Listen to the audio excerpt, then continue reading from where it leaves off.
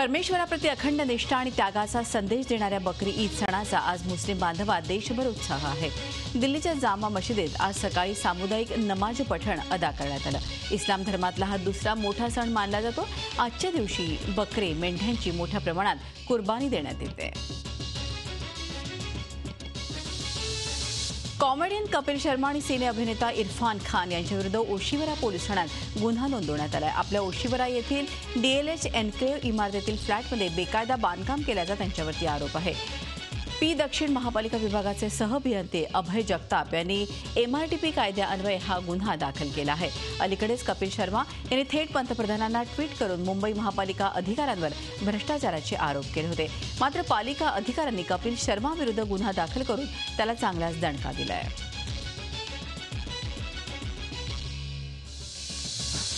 भाट्यावर आली आहे। काँग्रेस स्वतः बुडालीच, आम्हाला घेऊन बुडाली अशी जहरी टीका राष्ट्रवादीचे खासदार प्रफुल्ल पटेल यांनी केली आहे। अकोल्यात पक्ष कार्यकर्त्यांच्या मेळाव्याला संबोधित करताना प्रफुल्ल पटेल यांनी ही टीका केली आहे। माजी मुख्यमंत्री पृथ्वीराज चव्हाण यांच्यावरती निशाणा साधताना प्रफुल्ल पटेल यांनी काँग्रेस हा सेना भाजप युतीपेक्षा मोठा शत्रू ठरला असे प्रफुल्ल पटेल म्हणाले।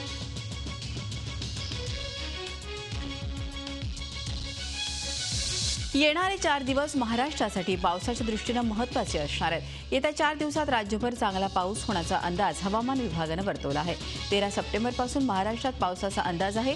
14, 15 आणि 16 सप्टेंबरला मराठवाडा, विदर्भ, मध्य महाराष्ट्र आणि कोकण, गोवा असा सर्वदूर पाऊस बरसेल, तर काही ठिकाणी जोरदार पावसाची हवामान विभागाची शक्यता वर्तवण्यात आली आहे। या पावसाने खरीप पिकांना जीवदान मिळणार आहे। जवळपास महिनाभराच्या प्रतीक्षेनंतर राज्यात सर्वदूर पाऊस होणार आहे। राज्यात 31 ऑगस्ट अखेर सरासरीपेक्षा 11% अधिक पाऊस झाला आहे। 13 से 16 तारीख जो है मीन्स काल से 16 तारीख तक जो है महाराष्ट्र में जो 4 भाग है, कोंकण एंड गोवा और आपका जो मध्य महाराष्ट्र, मराठवाड़ा, विदर्भ, ये चारों जो जगह पे अच्छा बारिश होने का संभावना है। कोई दिन में तो अनेक स्थान पे, कोई अधिकतर स्थान में बारिश होगा। गोंदिया जिल्ह्याला मात्र 2 दिवस पावसाने चांगलं झोडपून काढलं। एकट्या सालेकसा तालुक्यात तब्बल 71 मिलीमीटर पावसाची नोंद झाली आहे। त्यामुळे नदी नाल्यांना पूर आला असून वाघनदी तुडुंब भरून वाहते आहे। पुजारी टोला धरणाचे सर्व 18 दरवाजे उघडण्यात आले। त्याशिवाय कालिसराड धरणाचे देखील पूर्ण 12 दरवाजे उघडण्यात आले। सालेकसा आणि देवरी तालुक्यात झालेल्या अतिवृष्टीमुळे काही ठिकाणी पुलावरून पाणी वाहत आहे, तर अनेक गावांचा संपर्क तुटलाय। एकंदरीतच गेल्या काही दिवसांपासून गोंदिया जिल्ह्यात पावसाने दडी मारली होती। मात्र या 2 दिवसात झालेल्या पावसामुळे सामान्यांपासून शेतकऱ्यांपर्यंत सगळ्यांनाच दिलासा मिळाला आहे। राज्यात सर्वत्र धरणांना गेलेले तडे आणि त्यांच्या धोक्याची चर्चा जोमानं होते। मात्र या धरणांच्या सुरक्षेचा अहवाल तयार करणाऱ्या धरण सुरक्षितता संघटना अडचणीत आहेत। नाशिकच्या मेरी या सरकारी संस्थेत निम्म्याहून अधिक पदं रिक्त असल्यानं धरणाचा अहवाल स्थानिक अधिकाऱ्यांच्या भरवशावर होतोय। वैद्यकीय शिक्षण प्रवेशातला गोंधळ आणि दिरंगाईचा निषेध करण्यासाठी विद्यार्थी आणि पालकांनी स्वाक्षरी मोहीम सुरू केली आहे। मुख्यमंत्री आणि वैद्यकीय शिक्षण मंत्री गिरीश महाजन यांनी यामध्ये ताबडतोब लक्ष घालावं, अन्यथा राजीनामा द्यावा अशी पालकांची मागणी आहे। त्यासाठी त्यांनी मंत्रालयावर धडक दिली।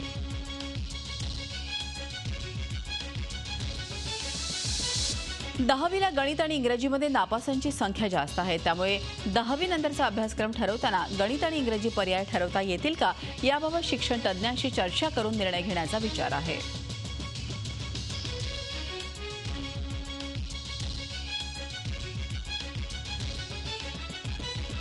गणित आणि इंग्रजी नापास म्हणजे आयुष्यात नापास का, तर ह्याला काही पर्याय देता येतील का, तर थोडं त्याच्यावर रिसर्च जरा गेल्या 8-10 वर्षाच्या निकालाचं करून यात काय पर्याय आणता येईल, जुन्या काळात काय सिस्टीम होती त्याचा अभ्यास करून पर्याय आणायचा विचार चालला। पण घाईने न आणता नीट फुलप्रूफ तो आणावा, कारण शेवटी त्याला पुढे बाजारात किंमत राहिली पाहिजे।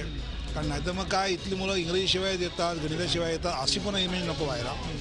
तर त्या अर्थाने टप्प्याटप्प्याने करतो, पण मला असं वाटतं की यावर जोर द्यावा असं माझ्या मनात आहे। एकनाथ निमगडे नावाच्या 74 वर्षांच्या आर्किटेक्टवर गोळ्या झाडून खून झाल्याची घटना ताजी असतानाच 6 दिवसातच पुन्हा एकदा नागपुरात तशीच घटना घडली आहे. नागपूरच्या ओमकार नगर भागात भर दिवसा वासिम कुरेशी नावाच्या युवकावर गोळीबार झाला आहे. वासिमच्या हाताला 2 गोळ्या लागल्या असून त्याला शासकीय रुग्णालयात भरती करण्यात आलाय. 2 अज्ञात इसमांनी हा गोळीबार केल्याची प्राथमिक माहिती मिळाली आहे. आरोपी गोळीबार करून पळून गेले. सातत्यानं होणाऱ्या घटनांनी गुंडांना पोलिसांचा धाक राहिला नाही का असा प्रश्न नागरिकांनी उपस्थित केला आहे.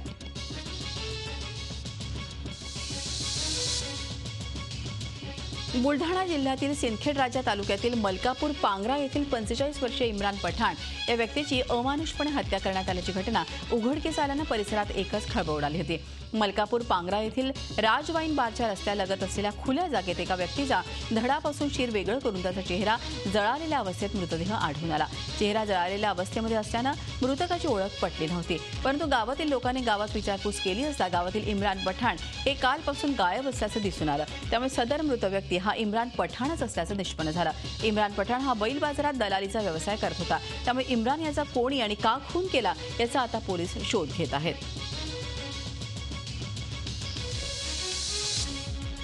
गणेशोत्सवाच्या दरम्यान हत्येच्या घटनेनं कल्याण हादरलं. बेतुरकर पाडा इथं राहत्या घरी लहू बेतुरकर यांची झोपेतच कोयत्यानं वार करून हत्या करण्यात आली.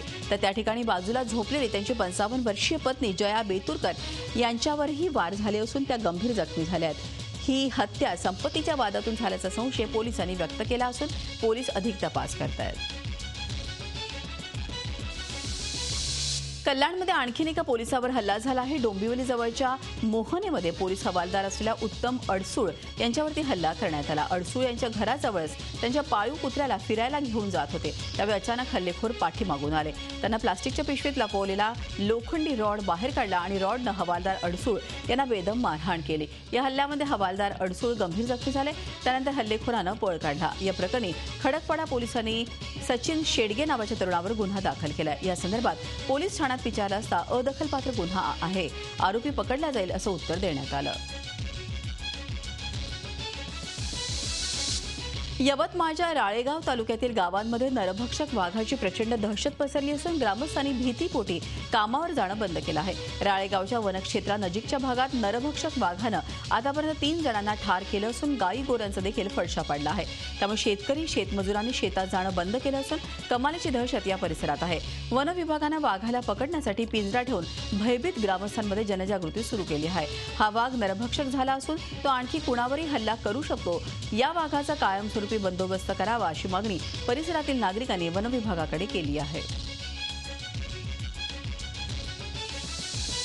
विलास शिंदे यांच्या आईचं साताऱ्याच्या राहत्या घरी निधन झालं. विजय शिंदे यांच्या 13व्याच्या विधी सुरू असताना त्यांच्या आईला हृदयविकाराचा झटका आला आणि त्यांचं निधन झालं. त्यामुळे पुन्हा एकदा कुटुंबावर दुःखाचा डोंगर कोसळलाय. त्यामुळे साताऱ्यात पुन्हा एकदा शोककळा पसरली आहे. मुंबई पुणे एक्सप्रेस वेवर भीषण अपघात झालेला आहे. पुण्याहून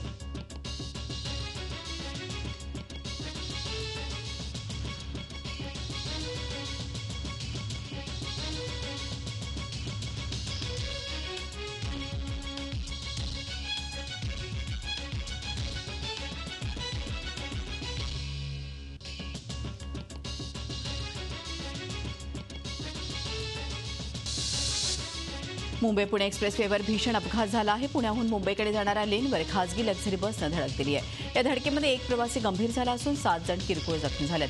शिरगाव इथे ही घटना घडली.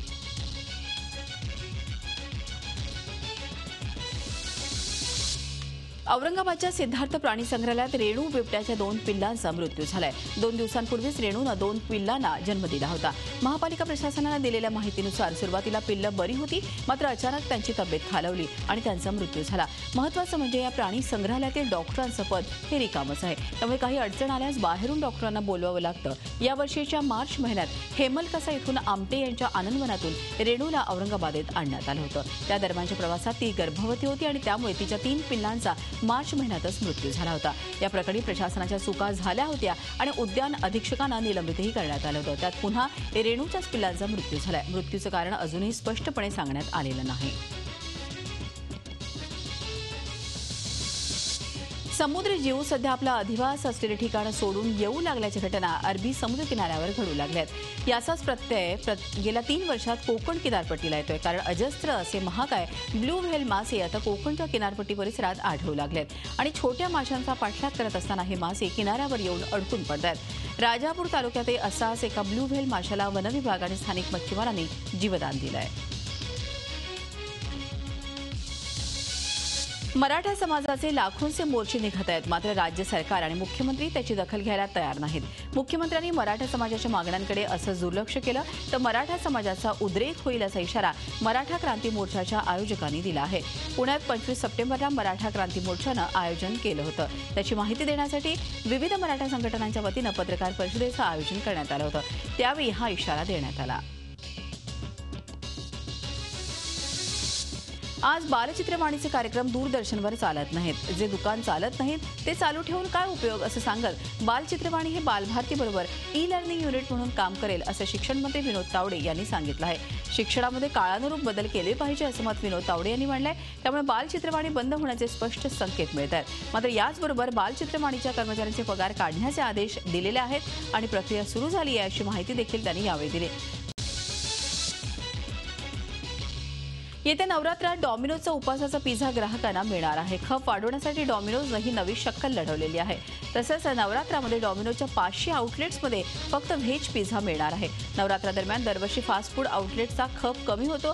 हा खप वाढवण्यासाठी डॉमिनोजनं हे निर्णय घेतलेत। डॉमिनोजच्या उपासाच्या पिझ्झामध्ये पिझ्झा बेस हा शिंगाड्याच्या पिठाचा असणार आहे, तर त्यावर साबुदाणा, शेंगदाणा आणि चीजचं टॉपिंग असणार आहे।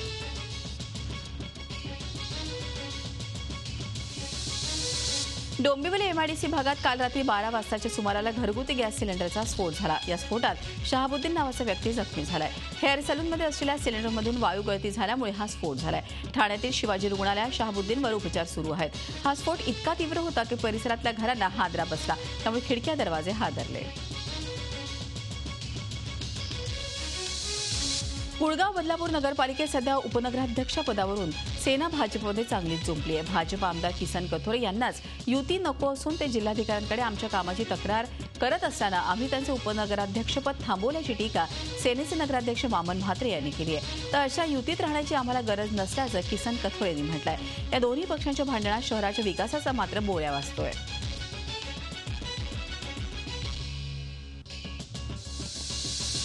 मोनो रेल्वेचा वडाळा ते जेकब सर्कल हा दुसरा टप्पा वेळेत पूर्ण होणार नाही अशी चिन्ह आहेत। हा मार्ग फेब्रुवारी 2017 मध्ये सुरू होणं अपेक्षित होता, पण त्यासाठी सगळ्या मोनोरेल फिट नाहीत। सध्या मुंबईत मोनोरेलचे 10 रॅक्स आहेत, पण त्या 10 रॅकमध्ये सगळे रेक फिट नाहीत। चेंबूर ते वडाळा एवढ्या मोठ्या मार्गावर धावण्यासाठी जास्त मोनोरेकची आवश्यकता आहे, पण सध्या मोनोचे रेक अनफिट असल्यानं दुसरा टप्पा सुरू करायला वेळ लागणार आहे।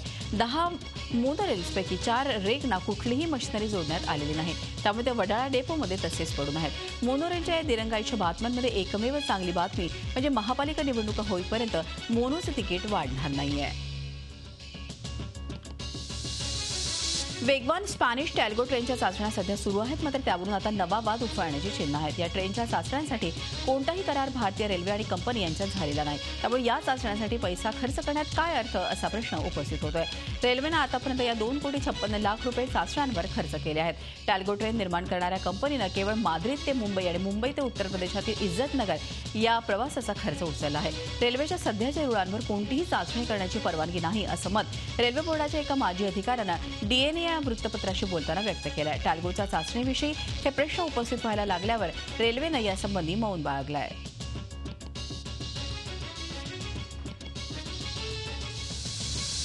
राज्यातल्या बातम्यांनंतर आता बघूया देशविदेशातल्या महत्त्वाच्या बातम्या झटपट। रामजन्मभूमी अर्थात अयोध्येतच राम मंदिर उभं राहायला हवं असा पुनरुच्चार सरसंघचालक मोहन भागवत यांनी काल केला। राम मंदिर उभं करण्याचं आंदोलन म्हणजे सत्व जागरणाचं आंदोलन आहे। हा हिंदूंचा देश असल्यामुळे राम मंदिर बनायलाच हवं अशा शब्दात मोहन भागवतांनी राम मंदिर बांधण्याचं समर्थन केलं। संत गुलाबराव महाराज जीवन शताब्दी महोत्सवानिमित्त दिल्लीत साहित्य संमेलन आयोजित करण्यात आलं होतं।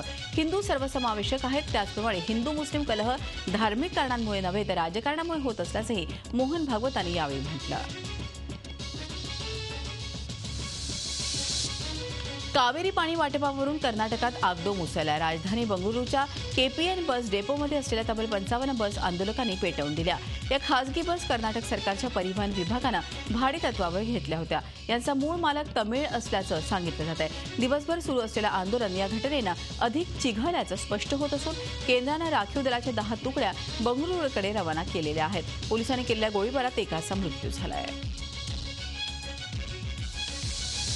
पित्याच्या नात्याला काळीमा फासणारी घटना मध्य प्रदेशात घडली आहे. मुलगी गृहपाठ करत नाही म्हणून तिला सिगारेटचे चटके देणाऱ्या नराधम बापाला अटक करण्यात आली आहे. या नराधम आपल्या 5 वर्षांच्या मुलीला मारहाणही करत असे. मुलीनं सांगितल्यानुसार एकदा तर तिला लाकडी दांडग्यानं इतकी मारहाण करण्यात आली की तो दांडाच मोडला. आणि धक्कादायक बाब म्हणजे मुलीची आई देखील या मारहाणीमध्ये बापाला सामील असायची. एमआयजी परिक्षेत्रात देवनगर इथं हा संतापजनक प्रकार उघडकीस आलेला आहे. एका सामाजिक संस्थेच्या सजगतेमुळे हा प्रकार उघडकीस आलाय. एका घरातून एका लहान मुलीच्या ओरडण्याचा आणि रडण्याचा आवाज येत असल्याचं लक्षात आल्यानंतर चाइल्ड लाईफ या संस्थेचे कार्यकर्ते पोलिसांना घेऊन तिथे पोहोचले. त्यानंतर ही बाब उघडकीस आली. पीडित मुलगी सध्या या संस्थेसोबत आहे. बुरहान वानीच्या एन्काउंटरनंतर अजूनही धगधगत असलेल्या जम्मू काश्मीरमध्ये अजून एक वानी सज्ज झालाय. पण हा वानी जम्मू काश्मीरला विकासाच्या आणि सुरक्षेच्या मार्गावर नेणारा आहे. नबील अहमद वानी असं त्याचं नाव आहे. 26 वर्षाचा नबील वानी सीमा सुरक्षा दलामध्ये असिस्टंट कमांडर म्हणून रुजू होत आहे. बीटेक असलेला नबील बीएसएफनं घेतलेल्या परीक्षेत अव्वल राहिला होता. बेरोजगार ही जम्मू काश्मीरमधल्या तरुणांपुढची सगळ्यात मोठी समस्या आहे आणि शिक्षणच ती दूर करू शकते. दगड फेकून भलं होणार नाही. हाती पेन धरल्यावरच काश्मीर तरुणांचं भलं होईल असं नबीलनं म्हटलेलं आहे. नबीलनं केंद्रीय गृहमंत्री राजनाथ सिंग यांची भेट घेतली. नबीलचा प्रवास हा जम्मू काश्मीरमधल्या अनेक तरुणांना प्रेरणा देणारा ठरलेला आहे अशी प्रतिक्रिया राजनाथ सिंगांनी व्यक्त केली आहे. जगातील सर्वात उंच इमारत असणाऱ्या दुबईतल्या बुर्ज खलिफा या इमारतीमध्ये एका भारतीय व्यावसायिकानं तब्बल 22 सदनिका विकत घेतल्या आहेत. जगातल्या काही अत्यंत महागड्या मालमत्तांमध्ये बुर्ज खलिफाचा समावेश आहे. बुर्ज खलिफा ही जगातील सर्वोच्च इमारत असून तिची उंची 828 मीटर इतकी आहे. या इमारतीमध्ये केरळच्या एका व्यावसायिकानं स्वतःच्या जिद्दीवर तब्बल 22 सदनिका विकत घेतल्यात. केरळात जन्मलेल्या जॉर्ज नेरेपरांबली हे अनोखं काम यांनी केलंय. शिवाय मिळाल्या तर आणखीन सदनिका विकत घेण्याचा त्यांचा मानस आहे. नेरेपरांबली हे 1976 मध्ये शारजामध्ये गेले. त्यानंतर त्यांनी आपला स्वतःचा व्यवसाय सुरू केला. आता त्यांचं जीईओ नावाचं साम्राज्य उभं त्यांनी केलेलं आहे. आज जगातल्या सर्वोच्च इमारतीमध्ये सर्वाधिक सदनिका विकत घेण्याचा पराक्रम त्यांनी पूर्ण केला आहे.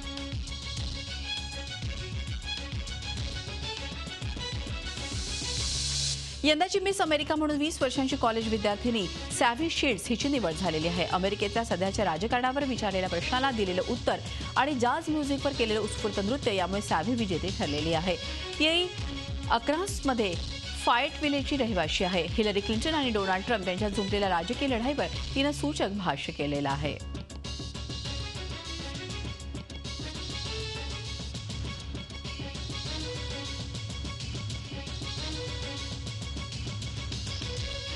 You're trying to be leader of the free world. Everything you say and do matters, and all of your actions are held to a higher standard. And unfortunately, the media does love to sensationalize everything, and it's hard to tell what is truth and what is truly scandal. I think going back of what my previous contestant said, both of these contestants have done a great job, or both these candidates have done a great job in competing, but they also need to watch what they're doing and मुस्लिमांचं पवित्र स्थळ असलेल्या मक्केमध्ये सैतानाला दगड मारण्याच्या प्रथेनं ईद अल अदाह सणाची सुरुवात झाली. हा सण म्हणजे हज यात्रेची समाप्ती समजली जाते. त्यामुळे आजच्या सणाला मक्का आणि मदिना या धार्मिक स्थळांवर तोबा गर्दी असते. मीना इथल्या जर्मतच्या भिंतींना दगड मारण्याची ही प्रथा हज यात्रेचा प्रमुख टप्पा मानला जातो.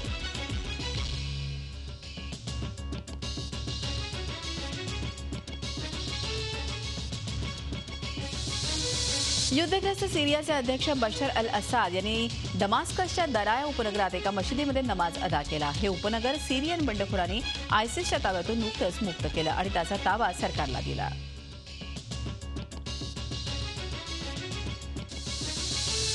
टर्कीमध्ये व्यान शहरात एका सरकारी कार्यालयाजवळ झालेल्या कार बॉम्बस्फोटात किमान 19 जण जखमी झाले आहेत. कुर्दिश बंडखोरांनी हा हल्ला केल्याची शक्यता आहे. टर्की सरकारनं देशभरातल्या 2 डझन शहरांमध्ये कुर्द महापौरांना पदच्युत केल्याच्या दुसऱ्याच दिवशी हा हल्ला झालाय. इटलीमध्ये सिरियन निर्वासितांचे लोंढे येतच आहेत. समुद्रमार्ग येणाऱ्या आणि बुडणाऱ्या या निर्वासितांना वाचवण्याचं मोठं आव्हान इटलीच्या तटरक्षक दलाकडे आहे. आणखी 500 निर्वासितांना सिसिलीच्या किनाऱ्यावर आणलं गेलं. गेल्या 3 दिवसात गेलेल्या 30 ऑपरेशन्समध्ये सुमारे 3,500 निर्वासितांना वाचवण्यात आलंय. झी 24 तास रहा एक पाऊल पुढे.